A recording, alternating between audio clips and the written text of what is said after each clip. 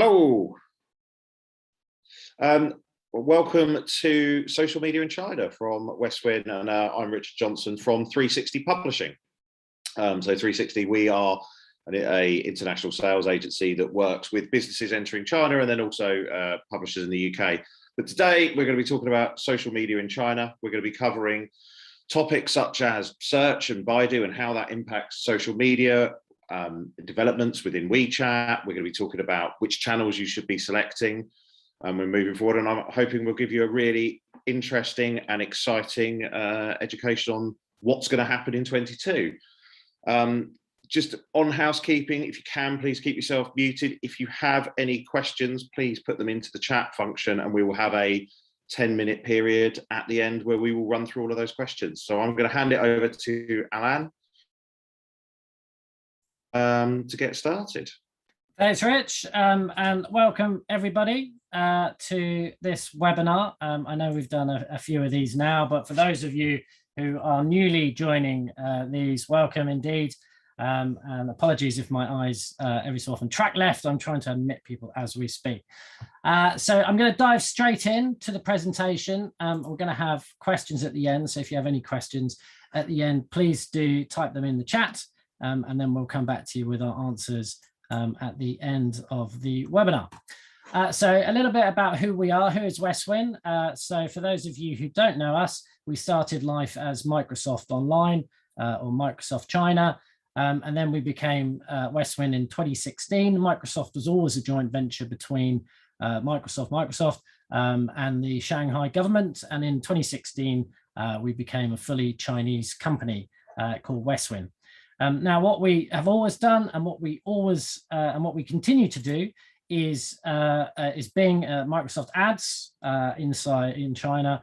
The way to understand it is that if you're a Chinese company that's buying Bing, then we do that for them globally. And then we launched Inbound, which the reason behind Inbound is to help Western companies such as yourselves to do better marketing inside China. So if you're a Chinese company, then we help them with Western media. And if you're a Western company, then we help them with Chinese media solutions. Okay, I'm going to dive on. So some of you may have seen this slide before. This is basically provided by We Are Social and Hootsuite, and it's kind of a who's who, what's happening in the world of social media platforms. So this is the latest data from January this year. It gets updated probably every quarter. So I don't know if there's a newer one, but this is pretty much bang up to date. And we're going to look at obviously the Chinese platforms here, but I think it's good to kind of get an overall perspective with regard to how it sits into kind of global social media. So the top 4 platforms here, we have Google and Facebook. So we have Facebook, WhatsApp, and Instagram, or Meta owned, and Google's YouTube. And then the first Chinese platform to make an appearance is WeChat, with about 1.2 billion monthly active users. We're going to deep dive into WeChat, but following WeChat on this graph is TikTok. So TikTok is ByteDance owned, and the Chinese equivalent is Douyin. And we are going to try and give you some tips and hints around Douyin too. And then following that, we have, I think we're just going to look at the other Chinese platforms here. So we have QQ, Weibo, Kuaishou, and that's it from this slide. So let's break that down a little bit further. What we've done on this slide is split it out into Western social media apps and then Chinese on the right. So if we look at the Western ones first, the red arrows indicate a shift in position since this data was last provided. And it was last done, I believe, in November. And you can see since then, Facebook Messenger and Telegram have dropped ever so slightly. But the number of monthly active users globally for the West and also for China is increasing. If we add all those numbers together, we have a total overlapped audience number, which is 13.6 billion for the West, and on the right for China, we have a total overlapped audience number of nearly 3.6 billion. If we look at WeChat, I mentioned sort of 1.2 billion monthly active users, so it is a behemoth when it comes to social media. And then Douyin, second place on 600 million. And then third place is a Tencent product, which is QQ. So it's pretty much similar to Facebook Instant Messenger, say. And then followed up by Weibo. We will look at Weibo in more detail, and that's sort of Chinese Twitter.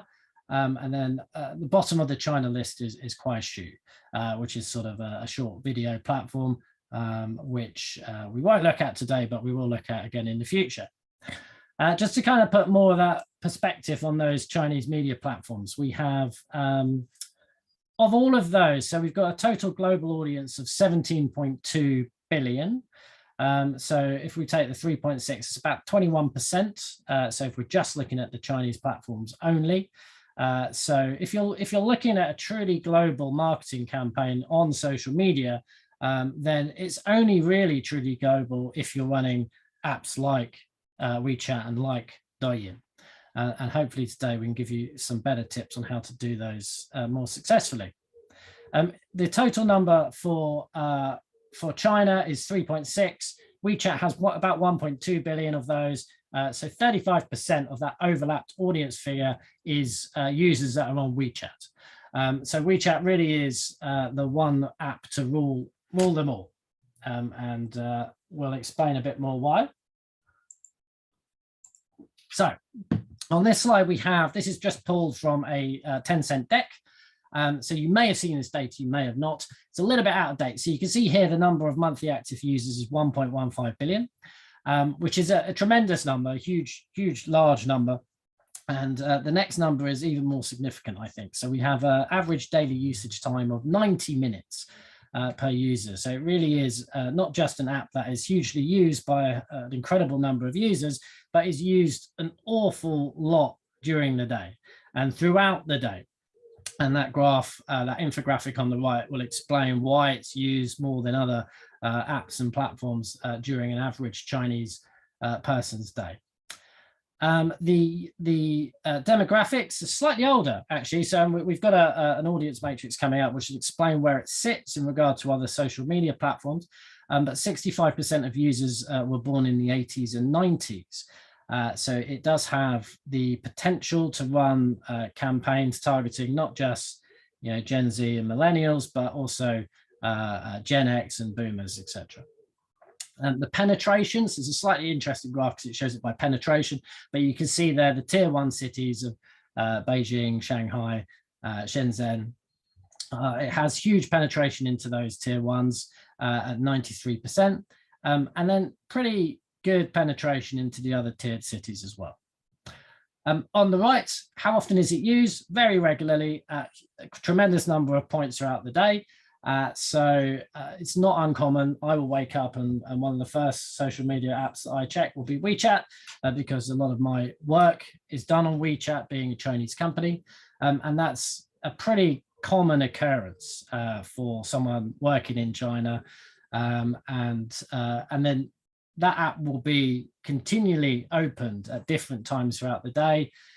You can see here that the only time it isn't opened at these time points is in the evening, but then it is checked before that person goes to sleep. So it really does have multi-functions which assist a Chinese netizen to do different tasks, different things that they need to do throughout the day. It has all of that functionality. And in the past, we've looked at kind of what mini programs allow, and we won't touch on that too deeply today, but basically, like an app store, WeChat functions like an app store by having these mini programs embedded into WeChat in such a user-friendly way means that everything can be done in that one app. We want to give you some top tips on how to do WeChat. So hopefully these are useful to you. The first of which is to write about what you know and not what you think your Chinese consumers or your prospective Chinese consumers think you think they want to hear. Now, we do a lot of content strategy. We do a lot of planning ahead for many different types of clients across types of verticals. And one of the main things that I think we're quite strong on is advising our clients to just be themselves, to kind of talk about what they know, which is their products and services. We wouldn't go into a client and tell them that we know their service areas better than they do, because we don't. We never would know that. So that's kind of one of the things that we're quite adamant about is good content is good content, regardless of where it's seen or where it's consumed. So that's kind of why we've launched a number of these new products, and I think we'll allude to some of these new products. The main one is a product called Reach, which is a self-serve social media scheduler with translation. But the key to this is, you've got great content. You've been writing great content as clients and brands for a long time. And a lot of the time we see that great content everywhere in the world, apart from in China. And what we want to do is make sure that you have the tools and resources to get that great content seen on not just WeChat, but across WeChat certainly, and then other platforms like Weibo and Douyin too. So that would be our top tip. Our second top tip is kind of what I mentioned previously, but great content is great content regardless of where it's seen or consumed. So I think tools like super apps like WeChat, which is just has a monster number of users, combined with platforms like Weibo, where it's much easier to kind of get content out there using hashtags, using different targeting strategies. It means that you can get that content, which you probably put a lot of time and resource into creating, seen in the world's second biggest economy.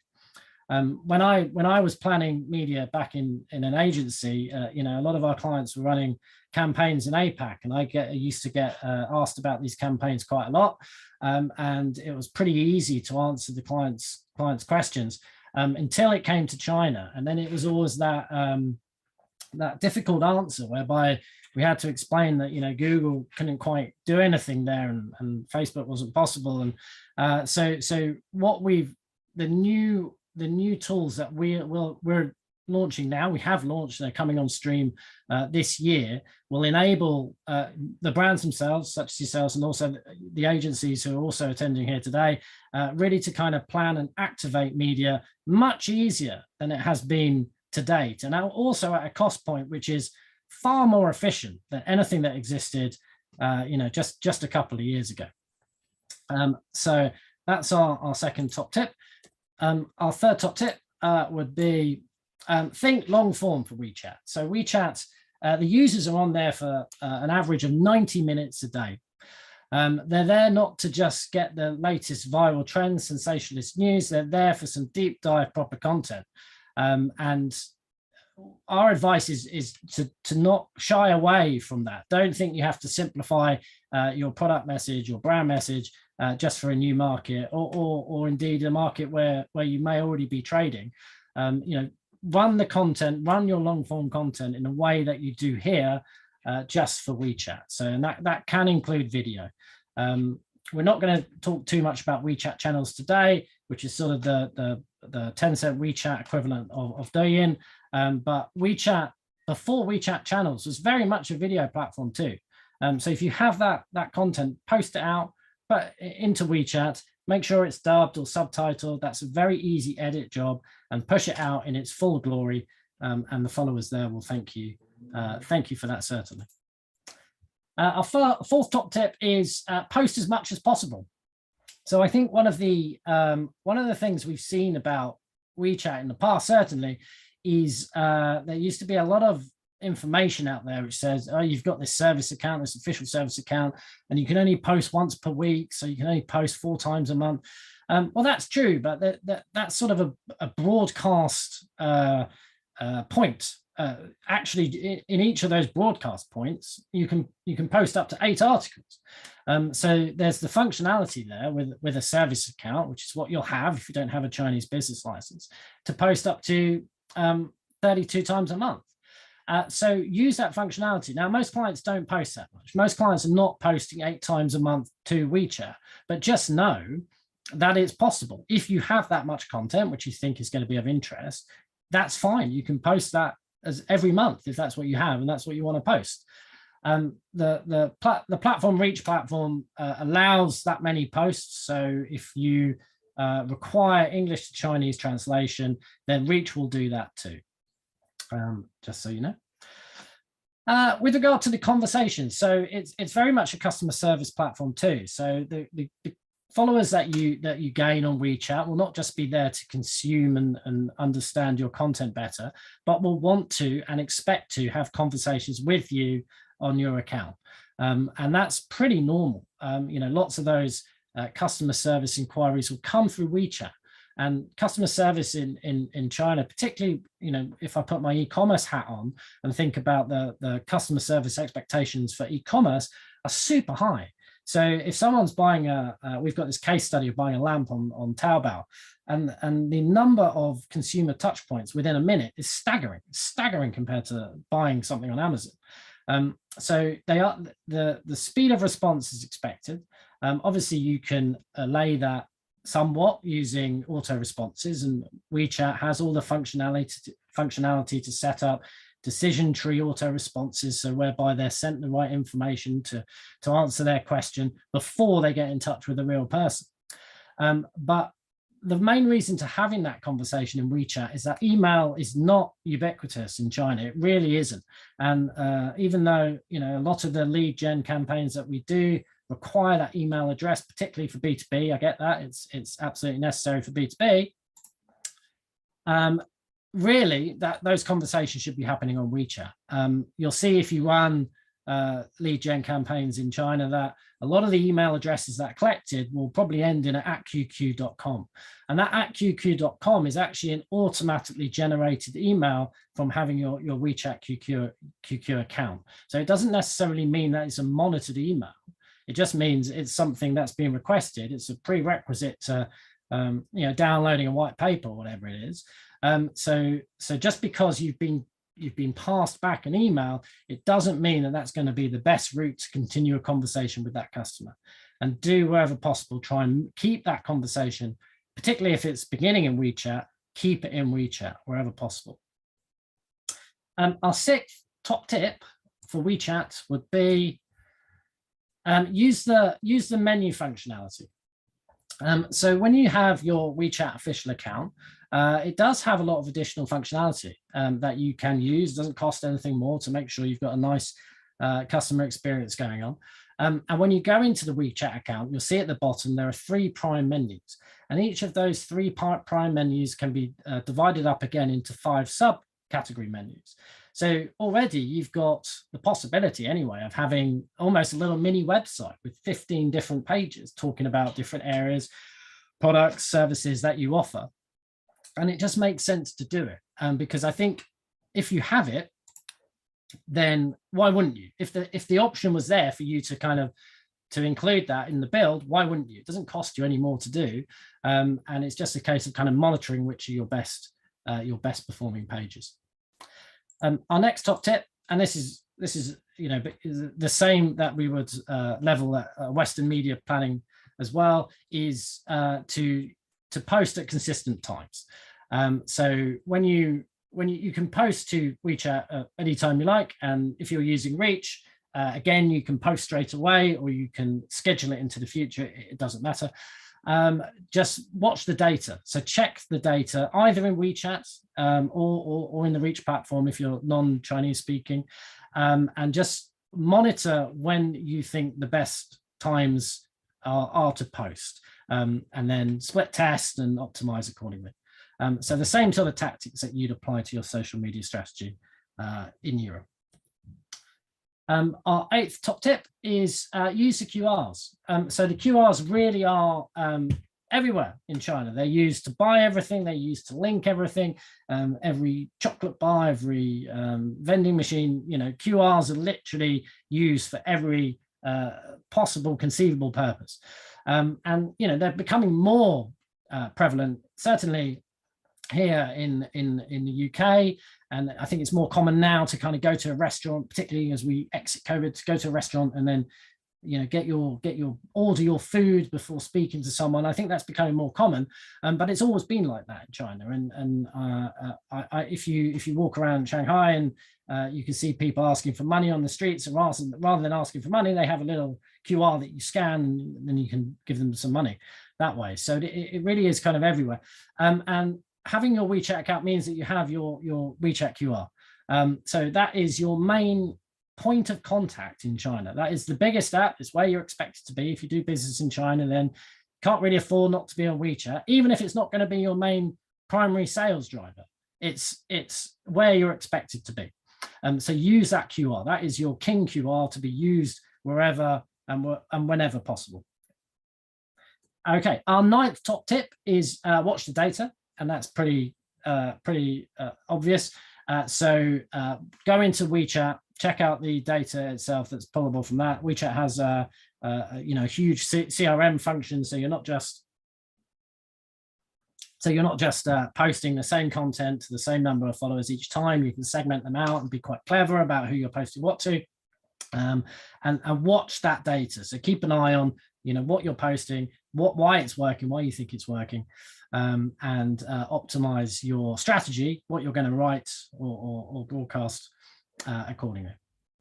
And then our final top tip is to make WeChat, and above all other Chinese social media platforms, make WeChat part of, or certainly central to your global marketing strategy. And I think that's very easy to say, but it's much harder to do in practice. WeChat is a hard platform. When you post your content, you're posting out to your followers. And then to get those followers, you either have to spend quite a lot on advertising or do some other things off platform. So it is a hard one, but the rewards are there. So if you have the time or the inclination, I think, to really do China, then the app that you need to focus not all your efforts, but certainly a large number of your efforts on will and always will be WeChat. Okay, so that's kind of our top 10 WeChat tips. I now want to look at how search and social media can work together in a perfect harmony. So just a very top overview of how your website sits into the consumer journey. So in the top left here, we have Baidu and Google, which is a very simple process for users, very simple process phase.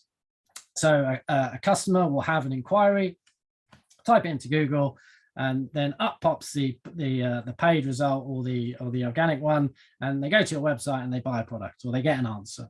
So that's pretty simple. That's a direct to your website solution. For commerce, again, that is a pretty simple solution. So you list your products on Amazon, or you list them on Tmall. The consumer reads the reviews, checks out competitor products, likes the price, and buys it. So that all happens in the store. So that's a pretty circular consumer journey.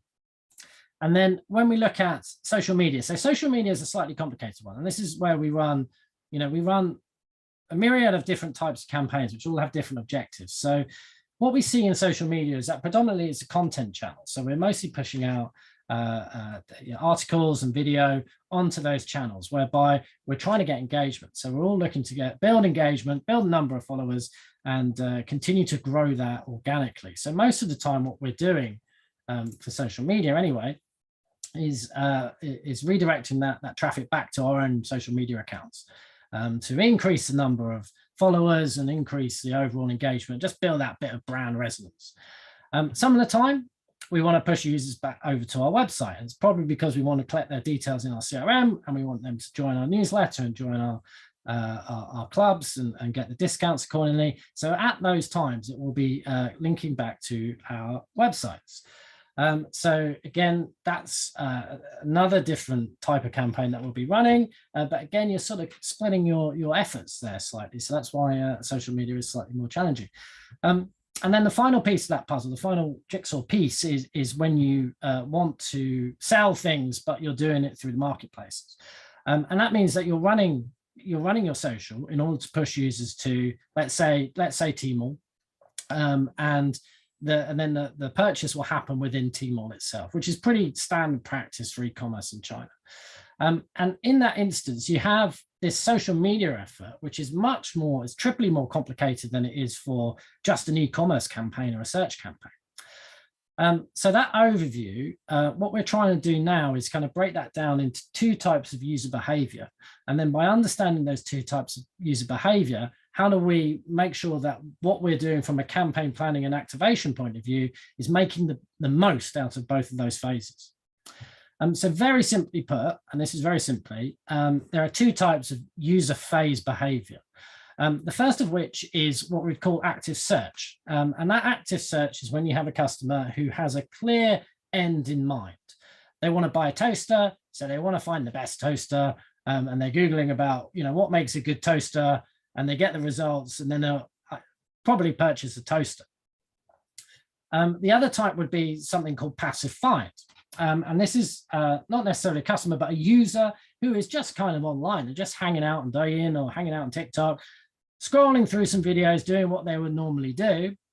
And at that time, there is a period of discovery. So say they're following an influencer that they like, that influencer recommends a watch, and then they check out the watch, and then they'll enter what that so-called active search period, that phase. So that's very simply put, that's kind of how the two phases work together. So you've got someone idly flicking through Douyin, say, they'll discover a brand on Douyin, and then they'll think, oh, this brand's kind of cool. I want to find out a little bit more about it. I want to check what other people have reviewed it. I want to check out the prices, etc. And so they're into that active search period, that phase. Ideally, certainly from a brand perspective, that will lead to a purchase of that product, whatever it is. And then as part of that purchase, that could lead to that probably will lead to a social media follow. So whereby they get the latest news and offers from that brand. And then they're a customer. So they've done that first purchase, fantastic, they're in the CRM, and you continue to hopefully keep them as that customer. Unfortunately, that customer is then constantly not going to constantly think about the product they've just bought. So they return to that passive find phase. But then during that passive find phase, it's not as if they're suddenly immune to seeing that brand in those sort of passive find channels. So it's very likely they'll discover new products from that brand during that phase. And then they enter another period of active search. And that ideally will lead to additional product purchases, either of the same product or hopefully of other products that are also provided by that brand. So that's how it works. It's sort of a loop, and it continues on like that. We now want to look at the target audiences by generation. This is kind of to give you a better idea of the enormous scale that there is in China. So we've broken this down quite simply, and what we've tried to do is position it with how we understand different generations in the West versus how it's understood in China, and then trying to give you a percentage feedback of what the opportunity size is. So if we look at the graph on the left, this is split out by age groups, up to 10 years, up to 20, up to 30. And then the Western generation, so the blue blocks. So most of the campaigns, I think we probably run are targeting Gen Z, millennials, or Gen X. And just to get an idea of those numbers, so this data takes us up to 2020, hence a slight difference in dates. But let's have a look at those numbers. So let's say you're a brand or you're an agency who's planning for a brand who wants to target Gen Z, then you've got 167 million users in China, affluent Gen Z users in China. So that's a mind-bogglingly big number. So how do you go about then targeting those users? What are the best platforms to speak to those users about your products or services? And we will look at that. Millennials is an even bigger number. It's a really tough, large number to deal with. You've got over 400 million potential users in China who fit that category, that overall Western generation tag. And then finally, your Gen X and Boomers, again, very large numbers. So Gen X, we've got about 260 million users who are potentially the target audience in China. The blocks on the right there are kind of how the very toppy overview of those generations as understood in China. The takeaway really there is everything from 80s onwards is a much more digitally savvy user. So they're not too dissimilar to how we would understand Gen Z and millennials here. So I won't dwell on those. What we wanted to do next is sort of build a matrix of how we go about targeting those different users on what platforms. So what we've got here is a simple graph, which on the left shows the active search phase. So that user is in the active search phase, and they're looking to buy a product. They're researching the product, they're researching the service, and they definitely want to buy one, and they just don't know which one it is. On the right, we've got that passive find phase. So they're not really thinking about product. They're probably just checking out the latest dance craze on TikTok, and they're not in that active purchase cycle yet. The bottom to top basically shows younger Gen Z at the bottom, and at the top, older Gen X, millennials, boomers, etc. So if we start, I think, bottom right, and we'll just kind of give you an overview of some of these channels. We've got much deeper dive research on all of these channels. So if you have, say you've got a specific question on Bilibili, just do let us know. We'll send you all the information we have. So the bottom right is the youngest user type, generally speaking, for that platform, and then also aligned with that passive find. So they're not really there researching products. They're there just to kind of chill out, really, hang out. So we've got Bilibili, which is sort of Twitch equivalent thereabouts, and we've got Little Red Book, which is the sort of social commerce app. So those two are probably that kind of passive find phase with the youngest audiences currently in China. We then got Douyin, so that's your TikTok sitting. So again, a very young audience. So you're thinking like 18 to 30 max. Apparently there are some plus 40-year-olds on Douyin. I can't remember the exact number, but there are. And then we've got Weibo, again, sort of sitting in that middle between passive find and active search. So yes, it is very much a news channel. It very much has that viral element, that there's lots of hashtags. People do go on Weibo to kind of give their opinion on stuff. But with regard to where it sits between the two, somewhere in the middle, really. So it is quite an important channel. It's also got a good degree of older users and younger users too. Top right, we've got QQ and Qzone. So there's sort of Tencent platforms, the preambles to WeChat, as it were, where you're kind of more into that. It's sort of an older age group, certainly than Douyin. And then we've got WeChat channels, which is the short video edition, new app from WeChat, which is part of WeChat. And then finally, top right, we've got platforms like Jihu, which is sort of a knowledge sharing platform, sort of forum, but thread based, a bit like Reddit. And then WeChat's a bit of an interesting one. We didn't really know how to, because there's all age groups on WeChat, but with regard to active search, it does fit there, because if a user is really interested in your brand, they will check you out on WeChat. So it does sit into that active search, but the age demographic is older in predominantly, however, does traverse down to Gen Z as well. And search, which is ubiquitous across all age groups. It doesn't matter what age you are. If you're looking for a product, then at some point you will go on to search. We haven't put any of the e-commerce stores in here because it will get more and more complicated, but at some point we probably will do that. Okay, so let's stay with search. So let's stick with search for now. And this is, we won't dwell too long on this one, but this is the basic breakdown of search as it is today in China. Most of what we do happens on Baidu. I think if any of you have any experience of running campaigns inside of China on search, then you've probably done it on Baidu. And the reason being is it has that market share. So this is a conservative estimate. It's about 70% market share. And most of the search activity that we certainly run for our clients is done on Baidu. The other two to think about are 360 and Sogou, and these we will normally activate at some point, I think, once the Baidu is up and running. And 360 sort of started life as an antivirus and now has pretty good market share. It's pretty clean, it's pretty accessible search engine. And then Sogou, which is Tencent owned, acquired. So Sogou has more importance now because it's starting to index some WeChat content too. So they're probably the three main search engines. I mean, they're the three main search engines that you'd look to activate inside China. So how does Baidu differ? So we're all pretty aware of what happens when you type in a search on Google, but what happens when you type it into Baidu? Well, this is a search engine results page of the example types of searches that you and I would run on Google. So we've got examples here of a brand query, an information query, a local query, and a sales query.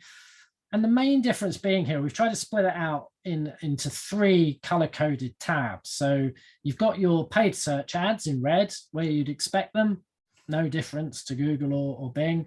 And then you've got your blue, which is your organic listings that you put your hard vested effort, SEO efforts into getting those first page rankings. And then the bits in orange are the Baidu properties. And this is slightly different to Google. So Google has its own properties. Sure, Google Maps pretty everywhere on Google. But Baidu has a number of different platforms that it owns and operates. And one of the things that we tell new clients who are doing SEO in China is that probably your main competitor to doing SEO in China on Baidu is going to be Baidu itself.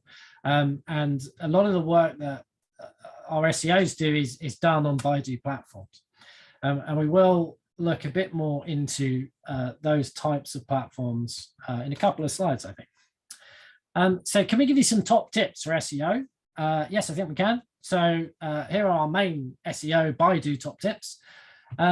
So the main tip, particularly for technical SEO, so on-site SEO, is if you're not doing it, do it. Why wouldn't you do it? I mean, it's a very quick, easy job to do, and the rewards are there. The rewards are as obvious as they are from your Google efforts. So our main top tip is to do your technical SEO. If you need any help with that, let us know. But if you've got pages in simplified Chinese, just check that you've done the basics. You've done the basics on how you tag those up, and then proofread those. So proofread those translations. So you've got Chinese pages, great. Make sure they're properly proofread, because we've got some clients who haven't done that and have rued that decision later down the line. So do make sure that any translations that you are adding to your site in Chinese are proofread. Again, it's not a huge outlay, and it does prepare yourselves either as the website owners or as the brand planners to possibly avoid any difficult questions in the future. So do proofread everything. Our next top tip for Baidu SEO is just use the free tools that are out there. Those are free tools that you can use.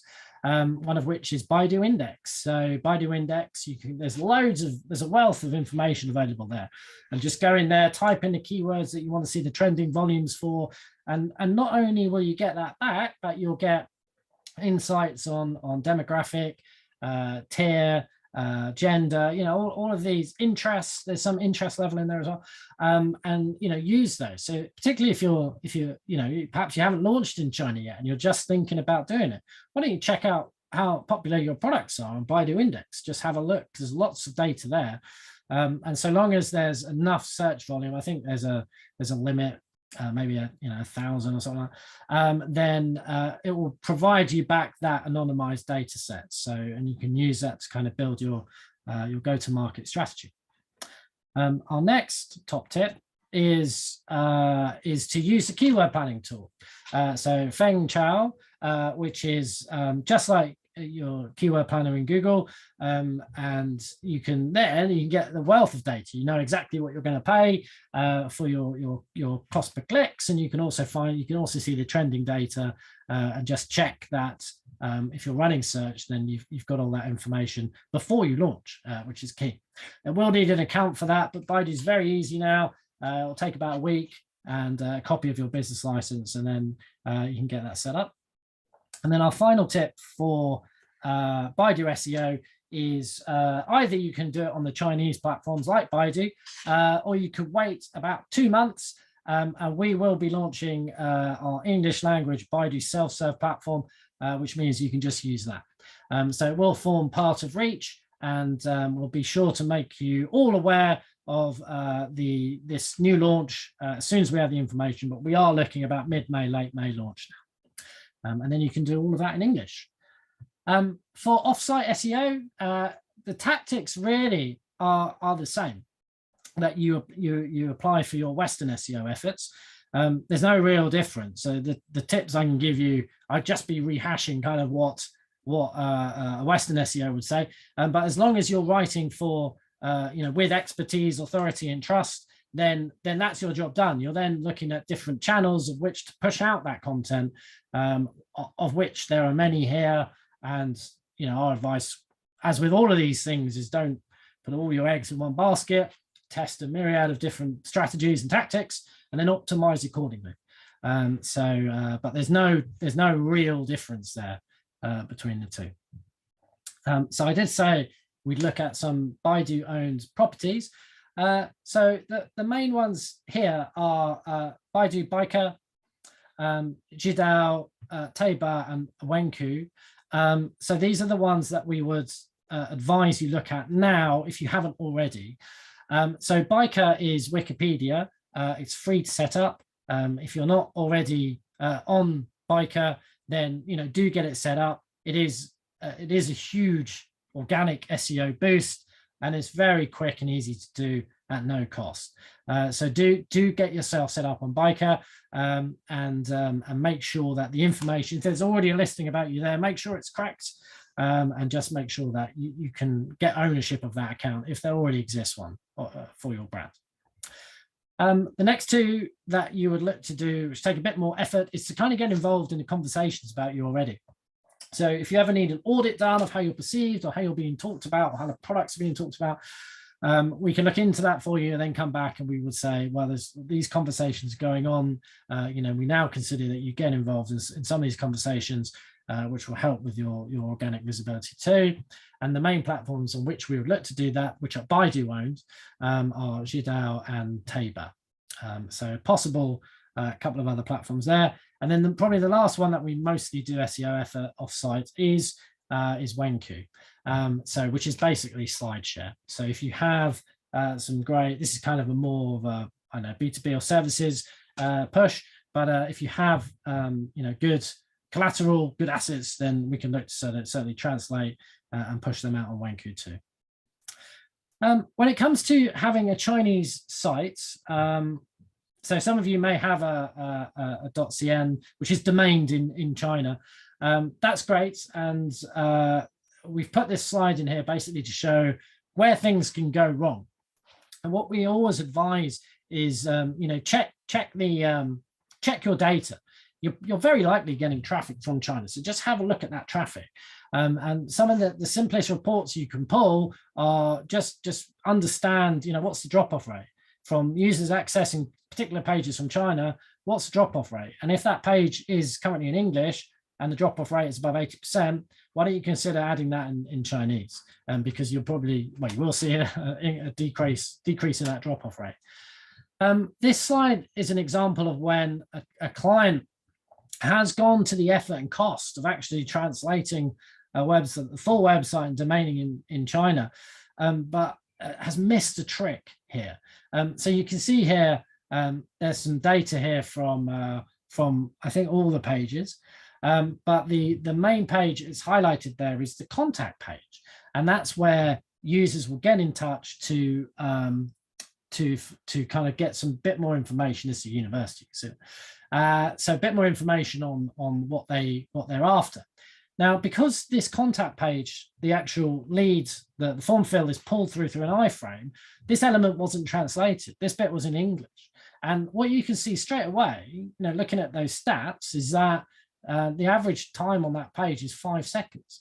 You've got such a huge drop off from site access to that page. And straight away you can tell, well, the whole site's been translated apart from the main objective of the site, which was to get these users to get in touch.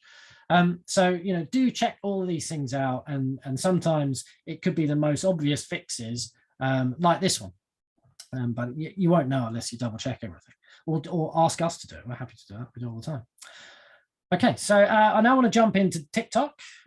So let's have an overview of TikTok. So TikTok is, everywhere now. Everybody's on TikTok, which is great. It's got 1 billion users. It's doing fantastic stuff. And if you look at that as a global phenomenon, so 1 in 7 human beings are now on TikTok, which is a great number. It's a good number. It's a good solid percentage. It's got all those excellent features. However, Douyin started life way before TikTok, and is the original TikTok, as it were. So they're both owned by ByteDance.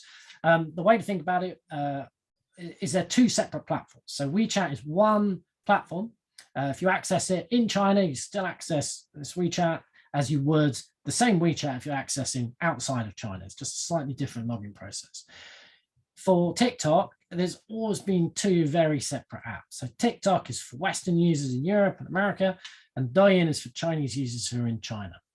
Douyin is ahead of the curve with regard to functionality. It's about 6 to 12 months ahead of the curve. And what you'll see is that features such as social commerce or some of the sound on features which have recently launched are tested and trialed on Douyin first. So it's always ahead of the curve when it comes to TikTok functionality. Now, why would you go on Douyin? Well, if you're looking at the numbers, purely the numbers, you've got 600 million Chinese users on Douyin. That's 2 in 3. That's 2 out of 3 of all Chinese who are on Douyin. And it's that brilliant, that younger, that demographic, that Gen Z and millennial demographic too. And the numbers are equally impressive. So you've got an average user average per day of 67 minutes. Not quite as high as WeChat, but again, there's only so many minutes in the day, with the average user opening Douyin 8 times every day. One of our main kind of advices to certainly clients now is we're seeing more and more clients activate official accounts on TikTok.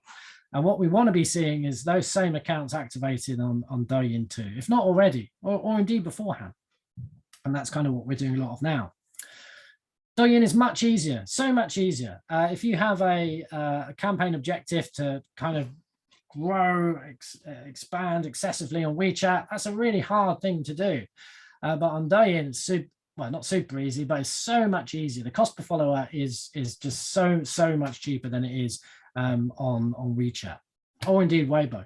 And the reason being is the algorithm works in a slightly different way. So you push out your content on Douyin, and it's pushed into that test user base, and then based on the engagement of that test user base, it's then pushed out to a larger user base, etc., etc. So it's much easier if you're producing great content.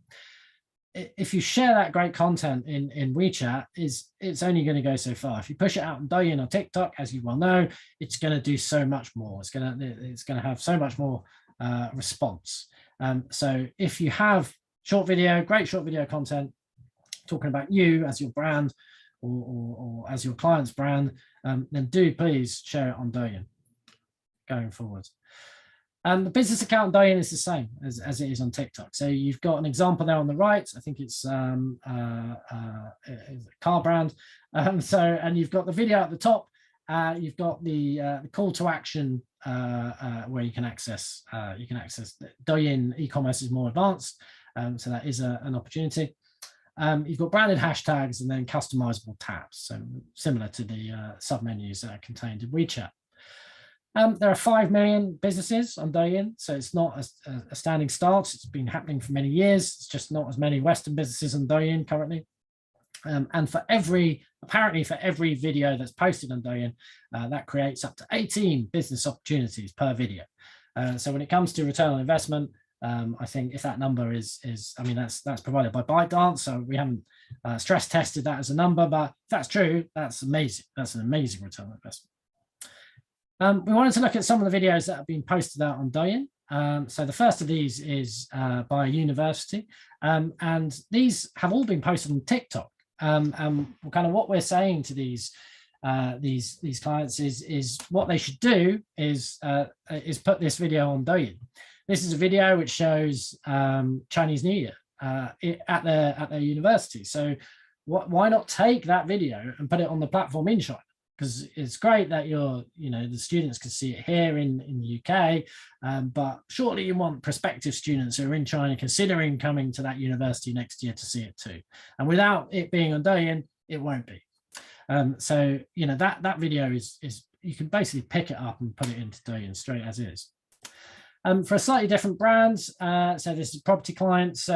And most videos are like this on Douyin. They kind of show the best of a brand, what they have. This is some guys having fun ice skating, and that will translate in any language as long as everybody loves pizza, everybody loves ice skating. All you need to do is some slight tweaks to the text, a Chinese voiceover, and that's great. That will do super well on Douyin. And let's give you an example of why that will do so well on Douyin. Here is a brand which does very well-known satchels, and I can't show you the video because you can't. Oh no, I have got video. So here's the video on TikTok, and you can see it's fine. It's showing different colors of bags, which is great.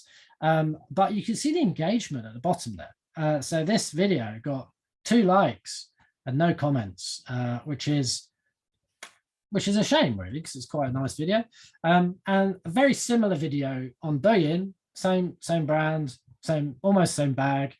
You can see the engagement levels there on Douyin. Just it's chalk and cheese, and there's not too much. I can't show you the video of Douyin, unfortunately, but you can see the number of likes there, over 1,000, and the number of comments, nearly 300 comments for what's ostensibly the same video. So if you're putting effort into creating great short video content for TikTok, please do put that same content on Douyin if customers in China can buy that too. So our main piece of advice, and this is what we try and tell everyone, is we're not reinventing the wheel. We've never ever purported to do that. We're just trying to make sure it goes that little bit further. And most of our product solutions, that's what they're designed to do. I wanted to touch on Weibo quickly before I hand over to G. So Weibo is a Twitter equivalent. It has a number of other functions to it. It's very much it has a wallet element, as do all the social media apps in China, pretty much all of them. Gaming is a huge part of Weibo. Live streaming, as with all the apps, that's becoming more and more, and they're all trying to say that we're the main live streaming platform, but I don't think they can all be the same, the main one anyway. E-commerce is a huge part of Weibo, and then keenly, Weibo is 30% owned by Alibaba. So even though the two sort of Tencent ecosystem of JD, and then you have Alibaba's Tmall and Taobao. Those e-commerce ecosystems are beginning to open up, with the government saying that you can't block links anymore, but there's still a very separate duopoly when it comes to e-commerce in China. And Weibo sort of straddles that reasonably well, slightly in favor of Alibaba products. And then finally, it's Chinese Twitter. So if you've got content, it's much easier to push it out on Weibo and see a better engagement than it is certainly on WeChat. Just to kind of cover off whether you should host your website inside of China. The first myth we want to bust is that by doing that, your website won't be blocked. It can be blocked.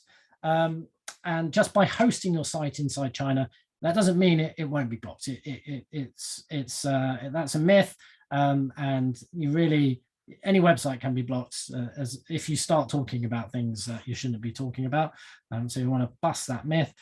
Other people say load speeds, and we have a prerequisite that campaigns or landing pages need to meet a minimum of 5-second load speeds.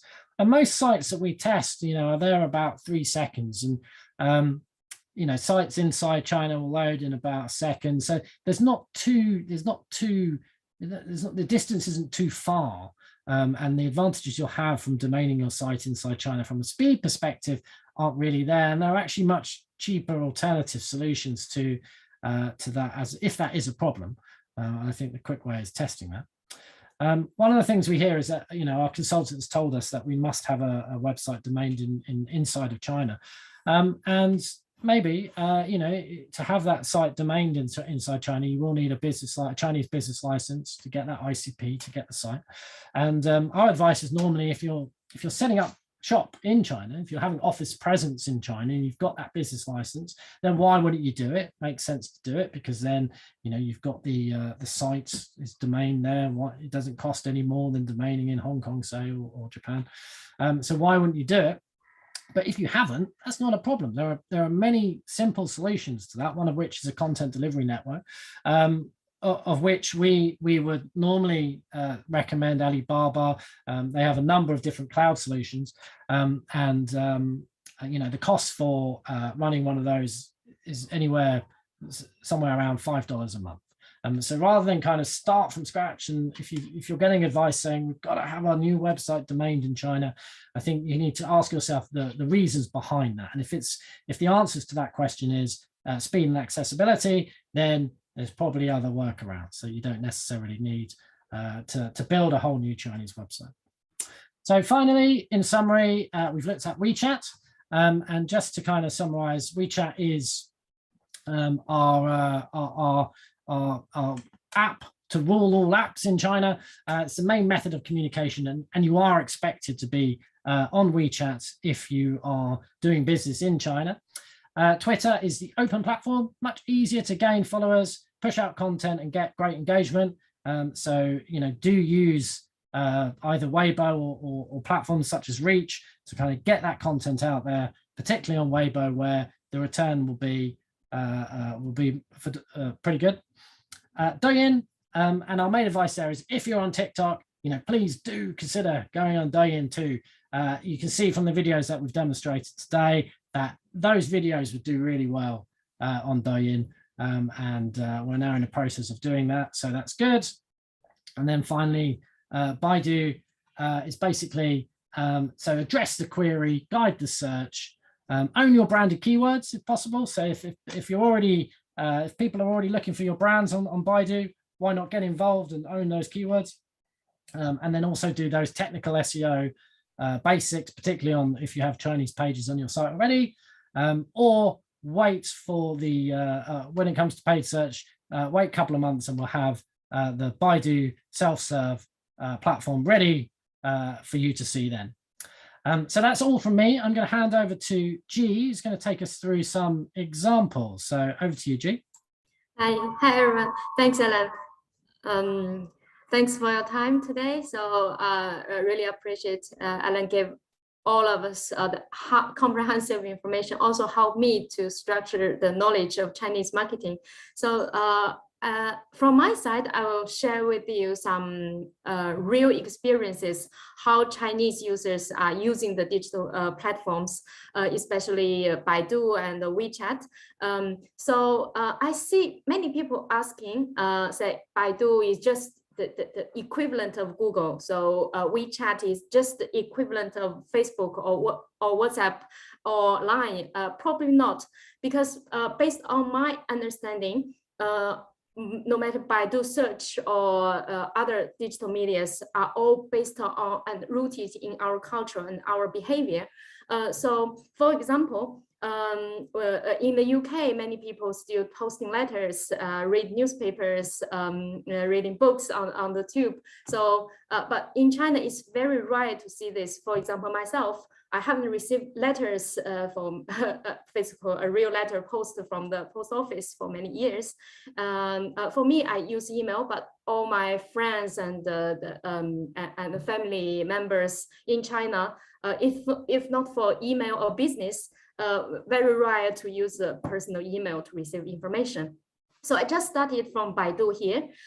We can see this page. I show you some screenshots of how our Baidu looks like.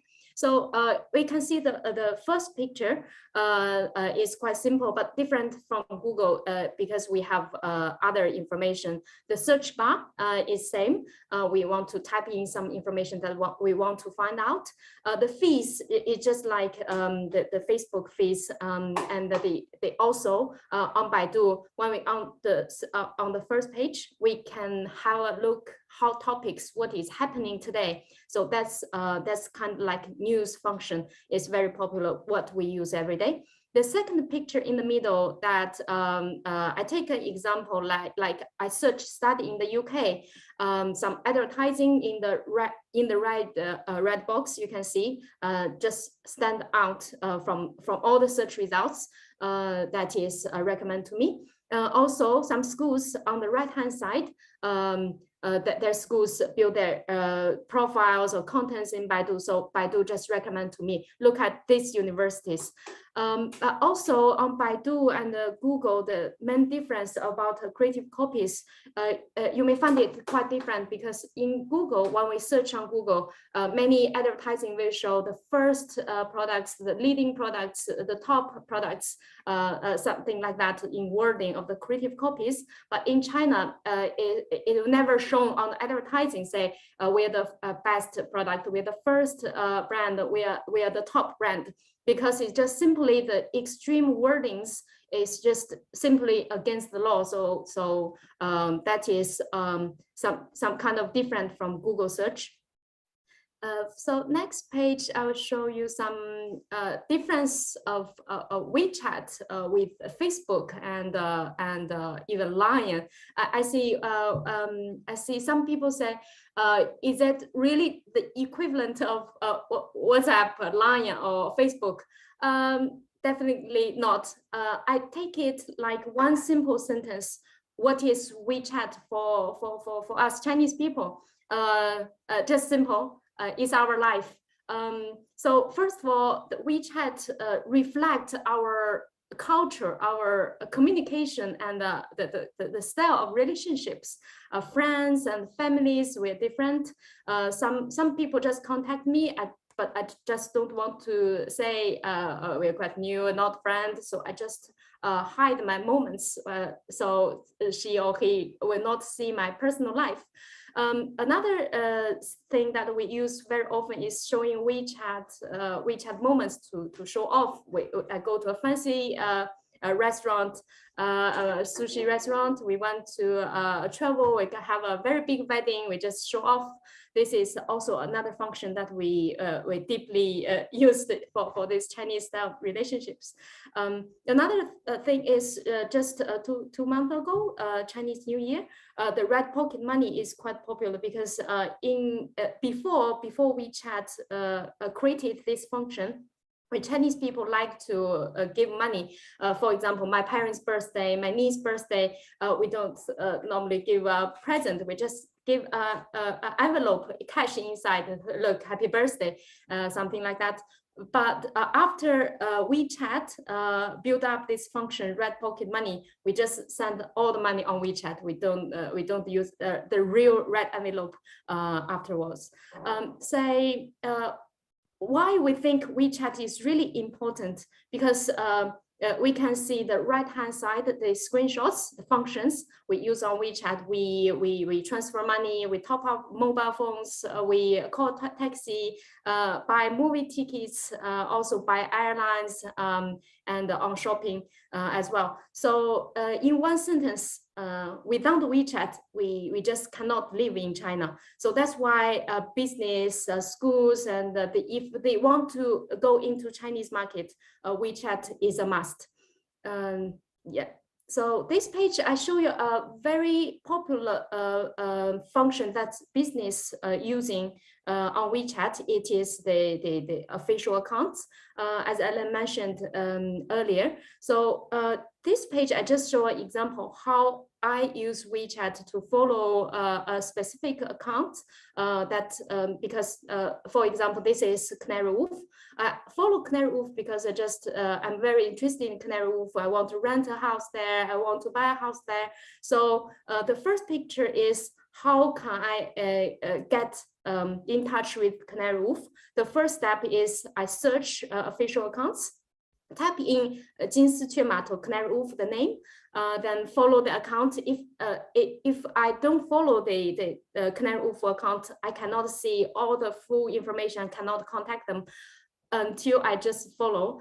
So this is the picture in the middle. When I follow the account, I can see all the articles that Canary Wolf posted. I can also contact with them. When I go into the Canary Wolf menu, they recommend me, look, if you want to make general inquiries, you contact this email, this number, and this email. Also, this is very useful information for contact. The last picture is a registration form. If I want to make a specific inquiry, so I just type in my name, my telephone number, what I want to get the information. So that will submit to Canary Wolf. They will contact me after. Yeah, basically this is WeChat. On this page, it is Douyin. Alain mentioned a very huge difference. What is TikTok and Douyin, the difference. So this page, I show you a brand that I follow on Douyin. Say, Estée Lauder is a very well established brand in China. We Chinese people love it. We buy it in China. We travel retail at airport. We buy for friends. So we really love this brand. It's very popular in Chinese ladies, you know.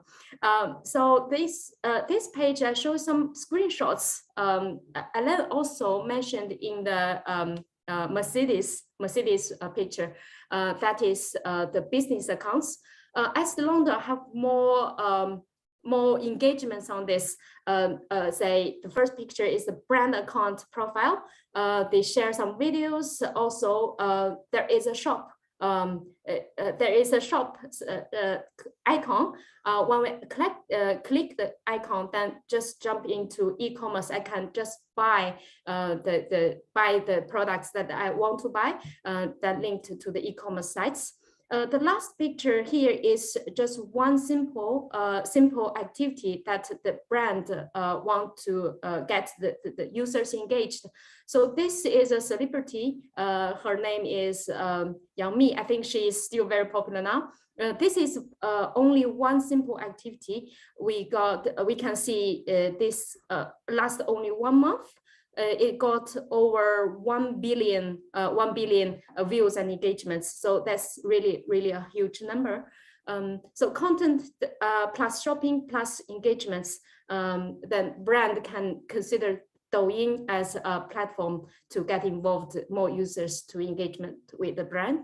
Yeah, this is Douyin.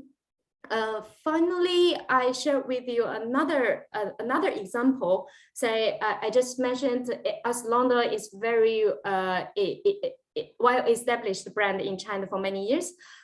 This page I show you, Lush. Lush is not that popular in China, but still growing very fast. My niece is a big fan for this brand. Before she even there is a very popular purchase for this brand is by Daigou. Is for personal, how to say, private shopping. It's not from the official channels. Some people travel on site, they just buy things and bring China, they earn some money in between. So after this changed. My niece, first time she mentioned this Lush brand with me, say, can you buy some Lush from the UK and bring it back to China for me? I asked her a question, how did you get to know this brand? There is no shop, there isn't anything. She said, just someone mentioned on Let's Read book. So it's a 种草, we call it 种草, plant grass, because it's just like a plant desire. Say, oh, I just want to buy it, someone recommend. So I think this is very important for KOL marketing, to build the basic knowledge, and some people share, we just follow. And also after they build the desire to buy, I may probably search on Google, because on Baidu, sorry, on Baidu, because I can get the very specific questions that I want to ask. For example, the second screenshots, what is Lush? What is Lush face mask? How to use it? Where I can buy it? How often I should use it per week? So this is very specific questions that we can search on Baidu to get the answers that we want. The picture in the middle is social media. I also want to find more information how on social media people are talking about it. I will go to Weibo, TikTok, Douyin, and WeChat. Look, until now I got so many information. Finally, okay, it is for me. I will buy it. Then I go to the WeChat. WeChat is the most official channel that we make decision, because for example, Lush, this is a Lush official account on WeChat. They give us information. I give you a list where is the official channel to buy our products. So I just link to Lush Tmall store.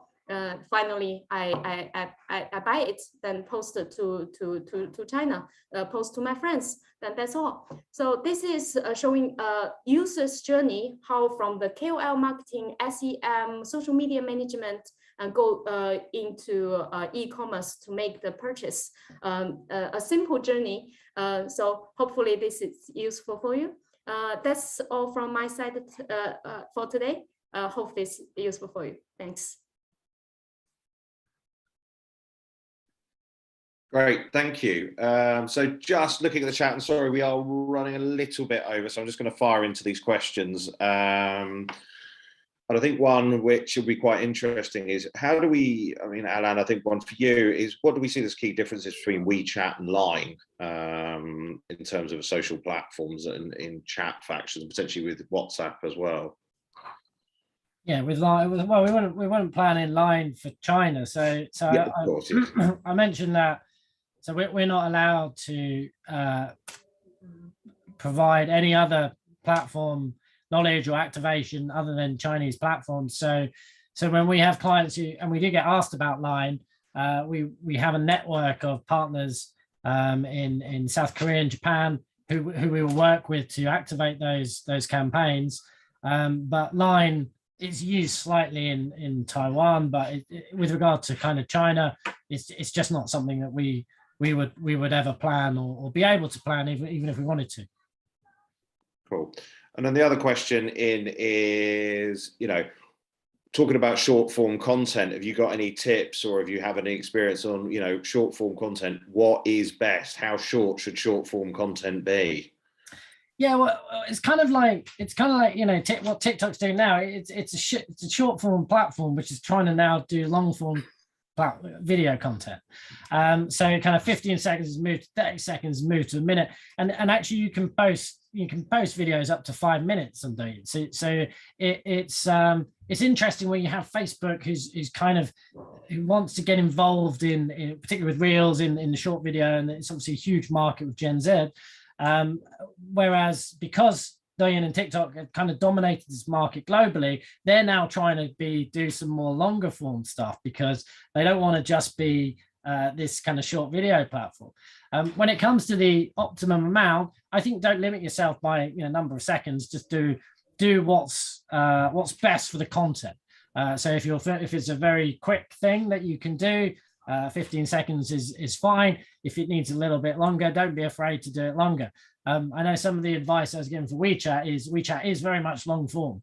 When you're on WeChat, it's people are there to spend some time and really get some in-depth knowledge from that brand. And it should be the same for Douyin. Don't feel restricted just because the limits are much longer than the short form that the platform is known for. So don't feel that as a brand creator, as a content creator, you need to be handicapped by the past, because that has changed. But again, and it's always our advice: watch the data. So if you're running the same video, why not film a longer version and a shorter version and split test it and then optimize accordingly? Sounds like a plan. And I guess well, this one could actually be one of these sessions on its own. Should Weibo and WeChat have the same sort of content strategy, or should that be different? I don't know if there's a quick answer to that one. I mean, there's not really a quick answer. G, do you want to take that one? It's kind of a lengthy one. Basically, about content strategy, there's no shortcut. Actually, we have to build the brand from the beginning. I think for Weibo, we have to keep posting at least 3 posts per week. We'll keep our index will be more easier to appear when users want to follow us. On WeChat, we highly recommend at least post 1 per week for in-depth information at the first beginning, especially for who we are, what we do, why you should follow us. So at the beginning, that's perhaps the very easy approach. Say as much as possible, also as in-depth as possible on WeChat. Yeah, and I think we might find that is a whole session on its own for one of these. Which we'll do. We'll do it in the future. No worries. Yeah, so that's great. And I guess final question, because I'm conscious of the time and wrapping up. Is there a way, so it's quite an interesting one, particularly poignant at the moment, is there a way for promoting something in WeChat that a Chinese user could donate to a Western charity? Is there a way for those sorts of transactions to happen?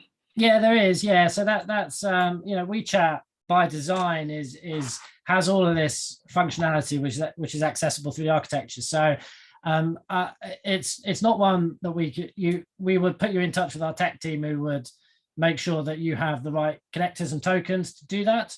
But that functionality is fully enabled in WeChat. It's just you would need someone like us to kind of have that conversation for you with WeChat to make that happen. Yeah. Okay. Well, I think there's lots of thank yous in there. Lots of information has been shared today.